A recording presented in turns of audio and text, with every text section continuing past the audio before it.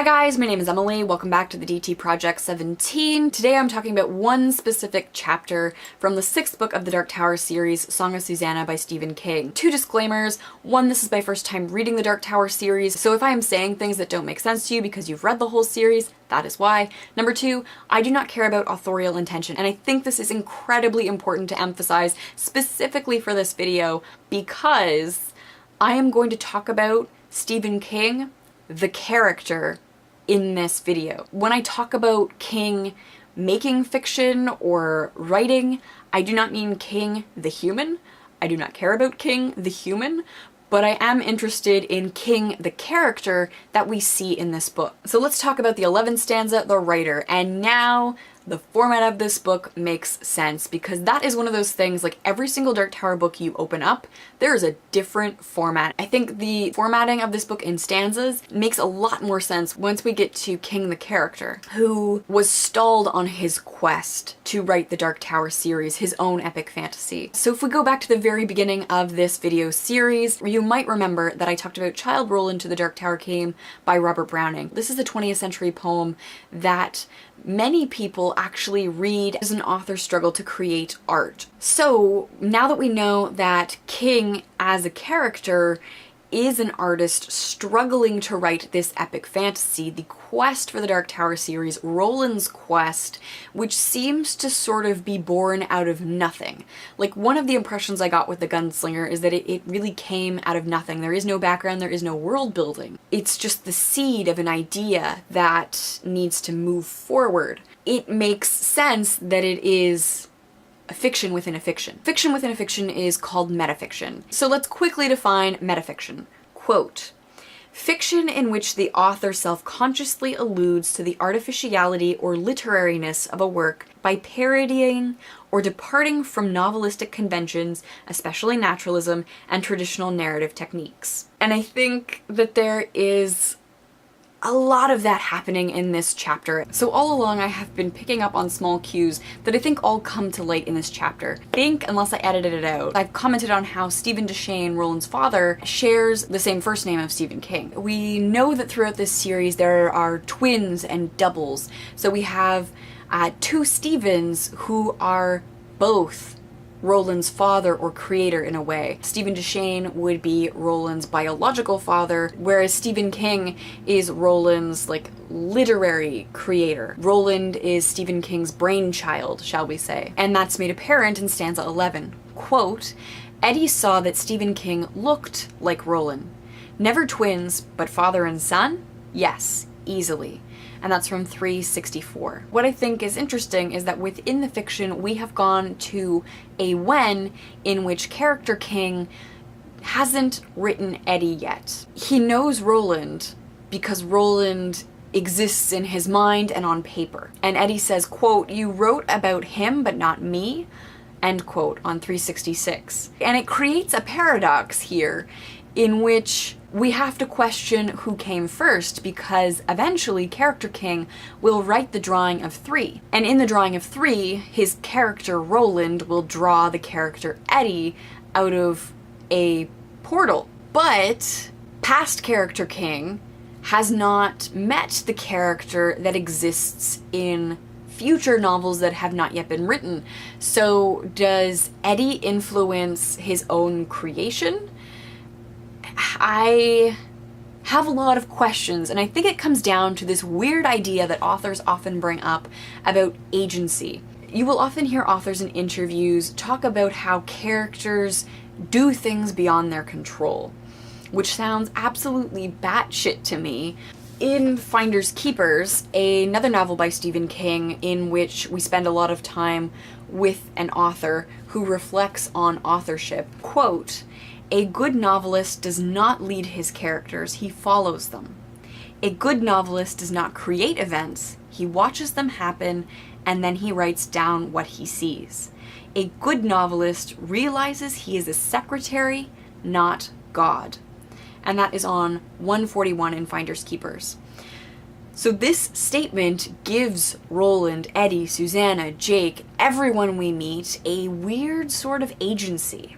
I just thought of something that undermines my argument. Ka. What about Ka? because all of these characters are constantly pulled forward by Cait, including character Stephen King, because we learn that character Stephen King is called by Cait to write. Let me know what you think about that, but I'm going to continue along the line that these characters are agentic. My initial thought was that perhaps these characters have agency beyond the spark that brought them to life. So sort of in like a Big Bang type way, Character King has an idea.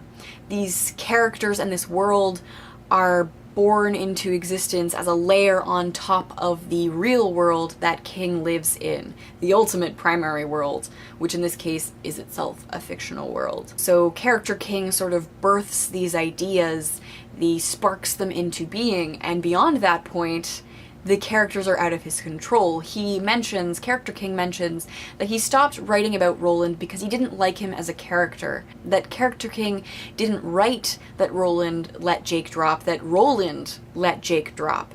And that scared him, and that he stopped writing about him because Roland was pushing back in a way that King didn't like.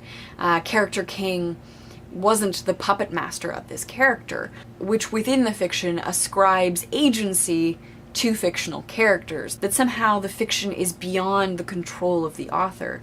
And we very much see Character King as the scribe. When he's called at the end, we have the coda, and we have Character King reflecting on these moments when he's called to write by Cait in this case. What I think I find most interesting about this metafiction is the conscious introduction of Character King, of a character author who is also affected by the Crimson King. Character King is scared of the Crimson King and of being used as a puppet, having his pen used to do the works of the Crimson King, opposed to resisting and being free of this fictional villain. It's an interesting narrative decision to make us have to rethink our relationship to the previous 5 books. In the past, I picked up The Gunslinger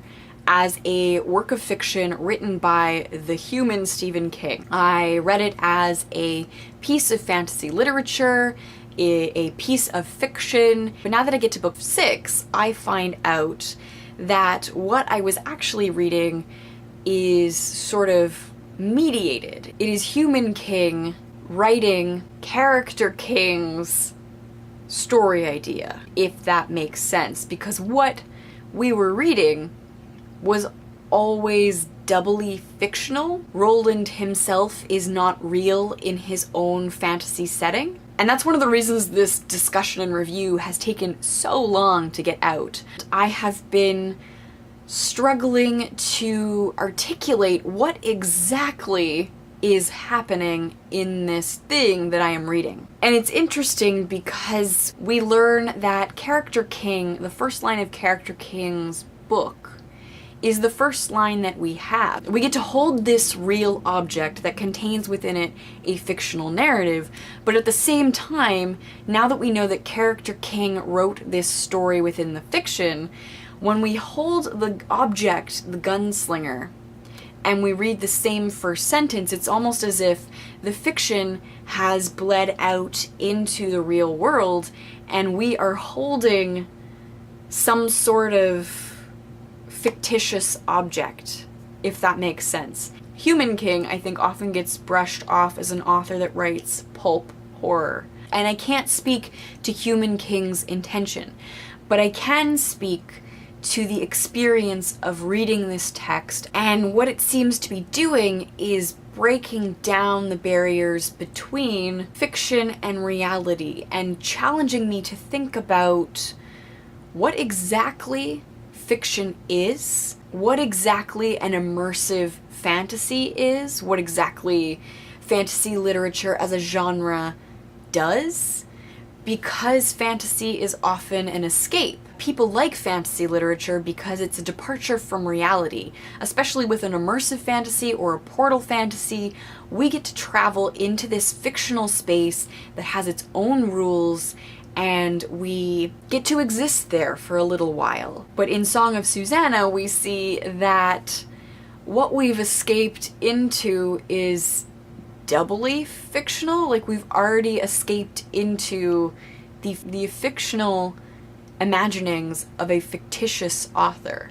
In all of the ways that this narrative has aligned itself with a rich fantasy literary background, it is also a drastic departure in that it's a very postmodernist fantasy. I think in general, postmodernism tries to break down genre. And I feel like in many ways Stanza 11 is showing us just how much this text has thought about itself as a text. And so I'm left with this jumble of thoughts about what exactly this text is doing, because I feel like it's no longer an American epic fantasy, which I originally thought the Dark Tower series was sort of working towards by drawing on the first American fairy tale, Wizard of Oz. By aligning itself with that literary tradition, I projected an American fantasy, a sort of quintessential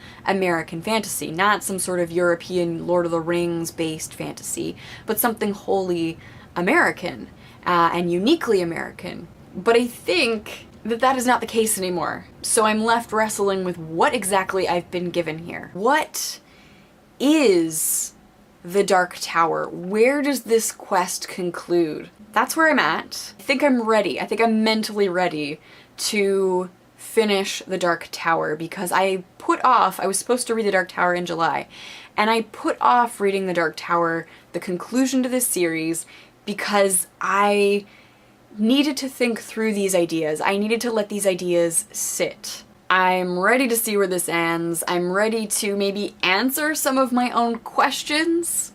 Who knows?